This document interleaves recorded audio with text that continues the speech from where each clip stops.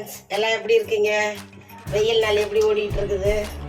இப்போ இன்னைக்கு நம்ம ஒரு பீக்கங்காவுடைய சட்னி பண்ண போகிறோம். நாங்கள் அதுக்கு என்னென்ன தேவையானதுன்னு பார்க்கலாம்.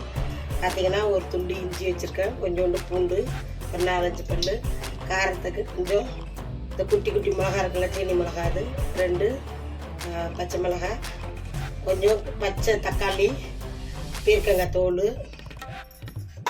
கொஞ்சம் சிகப்பு தக்காளி, கொஞ்சம் சின்ன வெங்காயம். பார்த்தீங்கன்னா பூண்டு வந்து கம்மியாக சேர்த்துக்கணும். இது ரொம்ப வெயில் நாள் இல்லையா, அதனால் நம்ம பூண்டை கம்மியாக தான் போட்டிருக்கிறேன். இது போட்டுரும். எண்ணெய் ஊற்றியாச்சு ஆல்ரெடி. நம்ம இப்போ நம்ம வீட்டில் ஆட்டின எண்ணெய் தாங்க இது. நம்ம விவசாயத்தில் வேர்க்கடலை இருக்குங்களா, அதுலேருந்து வந்து எண்ணெய் தான் இருக்கும். கொஞ்சமாக எண்ணெய் ஊற்றிருக்கிறேன். பார்த்தீங்கன்னா நல்லா பூண்டும் இஞ்சி ஒரு துண்டும் போட்டு வதக்கியாச்சு.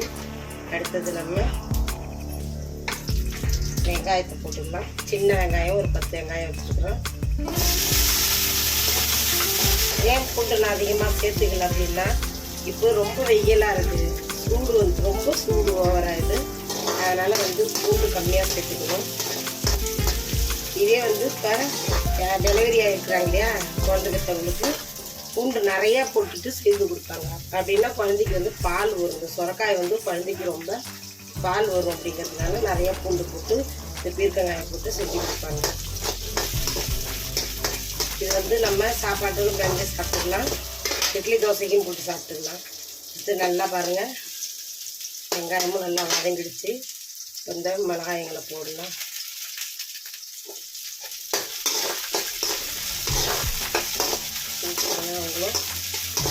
நல்லா வதங்கிட்டுருங்க. இந்த இதுக்கு வந்து கொஞ்சம் சுருன்னு இருந்தால் தான் நல்லாயிருக்கும், டேஸ்ட்டாக இருக்கும். அதுக்காக நான் உங்களுக்கு காரம் கம்மின்னாக நீங்கள் காரத்தை கம்மி பண்ணிக்கோங்க. நீங்கள் எவ்வளோ மிளகா போடுறீங்களோ, நானும் அந்த மாதிரி போடுறதாலும் போடக்கூடாது. காரம் கம்மியாக நீங்கள் சேர்த்து, உங்களுக்கு காரம் கம்மியாக வேணுன்றவங்களுக்கு காரம் கம்மியாக சேர்த்துங்க. அதை பற்றி ஒன்றும் இல்லை. இல்லை பச்சை மிளகா இருந்தாலும் போட்டுக்கலாம், இல்லை காஞ்ச மிளகா இருந்தாலும் போட்டுக்கலாம். அது உங்களுடைய விருப்பம். இது என்கிட்ட இது தக்காளி காய் வந்து அவசியம் போட்டு ஆகணுமான்னு அப்படிலாம் ஒன்றும் கிடையாது. எனக்கு இது தக்காளி காயெல்லாம் போட்டு சாப்பிட்டா ரொம்ப பிடிக்கும் எனக்கு. அதனால தக்காளி நம்ம கார்டன்லேயே இருந்தது, அதனால் தக்காளி காய் சூப்பராக இருக்குங்க. வெறும் தக்காளி வெங்காயத்தை மட்டும் போட்டு வெறும் தக்காளியை போட்டு நம்ம வதக்கி சட்னி அடித்தாங்கன்னா செம்மையாக இருக்கும். காயிலேயே அவ்வளோ டேஸ்ட்டாக இருக்கும். கொஞ்சமாக கல் உப்பு இப்போ தக்காளி நறுக்கி வச்ச தக்காளியை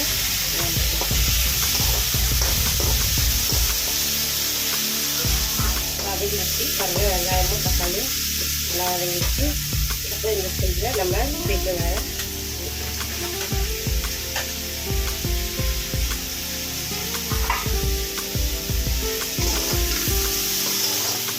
நல்லா இந்த பச்சை வாசனை போகிற வரையும் நல்லா வதங்கிட்டு வெங்காய தோல் வந்து நல்லா பச்சை வாசனை போகிற வரையும் வதங்கினாலும் நல்லா டேஸ்ட்டாக இருக்கும். தயிர் சாதத்தில் தொட்டு சாப்பிட்லாம், இல்லை நம்ம ரசம் வச்சு கூட அதில் சாப்பிட்டுக்கலாம். எல்லா சைடிஷ்க்கும் யூஸ் ஆகுங்க. இதில் வந்து உளுத்தப்பருப்பு கூட போட்டுக்கலாம், கடலைப்பருப்பு கூட போட்டு சேர்த்துக்கலாம். அப்படி கூட சேர்த்து இந்த தக்காளி போடாமல், தக்காளி வந்து கெட்டு போடுவேன் சட்டுன்னு தங்காது. 2 நாளைக்கு தான் நம்மளுக்கு ஃப்ரிட்ஜில் வச்சு சாப்பிட்டோம்னா 2 நாளைக்கு வரும். நம்ம இந்த துவரம்பருப்பு போட்டுக்கலாம், கடலைப்பருப்பு போட்டுக்கலாம், வெந்தயம் இது உளுந்து போட்டுக்கலாம். போட்டுட்டு இதை அரைச்சி வச்சுக்கிட்டோம்னா, ஸ்டோர் பண்ணி வச்சுக்கிட்டோம்னா அது ஒரு வாரத்துக்கு கூட நம்மளுக்கு கெடாமல் இருக்கும். அதை ஃப்ரிட்ஜில் வச்சுக்கணும். வெளில வச்சோம்னாக்க அடிக்கிற வெயிலில் எல்லாம் பப்புளு வந்துட்டு. இதோட உள்ளார இருக்கிற அந்த இதை வச்சுருக்குறோம் பாருங்கள். இதை பார்த்தீங்கன்னா இதில் வந்து நம்ம பாசி பருப்பு போட்டு பச்சை பயிறு போட்டு கூட்டு செஞ்சுக்கலாம். சூப்பராக இருக்கும், டேஸ்ட்டாக இருக்கும். அப்படி இல்லை நாங்கள் பாசி பருப்பு போட்டு சாப்பிட மாட்டோன்றவங்களுக்கு வெறும் வெங்காயம் தக்காளி மட்டும் வச்சு நம்ம வதக்கிட்டு இதை எடுத்து அரிஞ்சு சின்னதாக அரிஞ்சு போட்டு வதக்கி ரொட்டியில் தொட்டுக்கலாம், சாப்பாட்லேயே சாப்பிட்டுக்கலாம். எல்லா டிஷ்ஷுக்குமே இது எல்லாம் இட்லி தோசை எல்லாத்துக்குமே செட் ஆகும். அதனால் வந்து பீக்கங்காய் வந்து பசங்களுக்கு ரொம்ப நல்லதுங்க. பீக்கங்காய் கொடுக்கணும், ஹெல்த்தியானதான். இதெல்லாம் நல்லா கழுவிடுங்க. முன்னாடியே தோலை நல்லா முழுசாக இருக்கும்போது நல்லா க்ளீன் பண்ணிக்கணும்.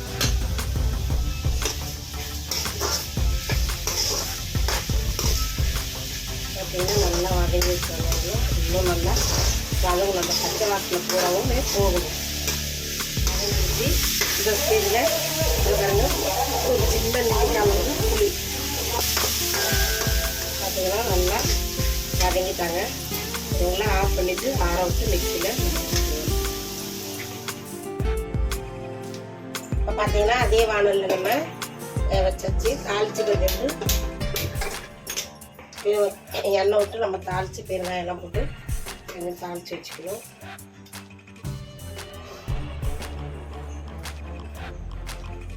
நம்ம கொஞ்சமாக நல்லெண்ணெய் கூட விட்டுக்கலாம். நல்லெண்ணெய் இருந்ததுன்னா நல்லெண்ணெய் ஊற்றிக்கிங்க. நம்மகிட்ட இப்போதைக்கு கல்லெண்ணெய் தான் இருக்குது, மல்லாட்டை எண்ணெய் தான் இருக்குது. எண்ணெய் நல்லா காஞ்சிச்சு. காஞ்சோம் கடுகு உளுத்தம்பருப்பு போட்டுக்கிறோம்.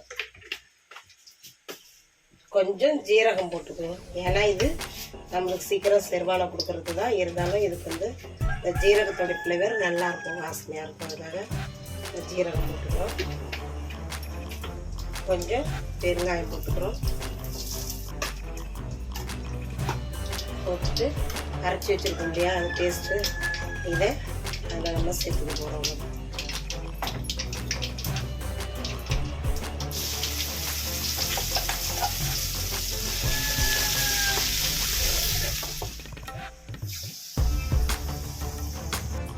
நல்லா குழந்தைங்க விரும்பி சாப்பிடுவாங்க. செம்மையாக இருக்கும் இது. குழந்தைங்களுக்கு ஸ்நாக்ஸுக்கு இதுக்கு ஸ்கூலுக்கு டிஃபன் பாக்ஸ் போடுறதா தண்ணி சேர்க்காதீங்க. ஏன்னா தண்ணி லிக்விடாக இருக்கும் இல்லையா, அதனால் கீழே கொட்டிக்கிட்டு பேக் பூரா வீணாகும் இல்லையா. அதனால் தண்ணி நல்லா கொஞ்சம் சுண்டை வெட்டு நல்லா வதக்கி எடுத்துருக்கோம். உப்புலாம் சூப்பராக இருக்குங்க, கரெக்டாக இருக்கும். நம்ம ஆல்ரெடி வதக்கத்துக்கு போட்டோம் இல்லையா உப்பு. தேவையான உப்பு கம்மியாக இருந்ததுன்னா நீங்கள் உப்பு சேர்த்துக்கணும். கரெக்டாக இருக்குது உப்பு. நல்லா இருங்க வதங்கி வதங்கி எண்ணெய் பிரிஞ்சிச்சுன்னா கம்மியாக இருக்கும். பார்த்திங்கன்னா நல்லா எண்ணெய் பிரிஞ்சு வந்துச்சு. எவ்வளோதாங்க நம்ம எவ்வளோ போட்டு வதக்கணும் பார்த்திங்கன்னா எவ்வளோ வந்துருக்குதுன்னு பாருங்க. சூப்பராக இருக்கு பாருங்க. இட்லி அந்த சட்னி நம்ம முருங்கை கீரை முருங்கைப்பூடைய பொடி இதுங்க எண்ணெய் ஊற்றி வச்சுருக்கோம் பாருங்கள். சாம்பார் நிஜமாக பாருங்கள் செம்மையாக இருக்கும். இந்த பொடி வந்து எப்படி செஞ்சுன்றதையும் ஒரு வீடியோ போடுறேன். நல்லெண்ணெய் ஊற்றி இது நல்லா ரெண்டு சாப்பிட்டா செம்ம டேஸ்ட்டுங்க. நம்ம சட்னி எடுத்து சாப்பிட்டு பார்ப்போம். செம்மையாக இருக்குங்க. நீங்களும் இதே மாதிரி செஞ்சு பார்த்துட்டு எப்படி இருக்குன்னு சொல்லி கமெண்ட் பண்ணுங்கள், ஷேர் பண்ணுங்கள், சப்ஸ்கிரைப் பண்ணுங்கள். நெக்ஸ்ட் வீடியோவில் சந்திக்கலாம். பாய்.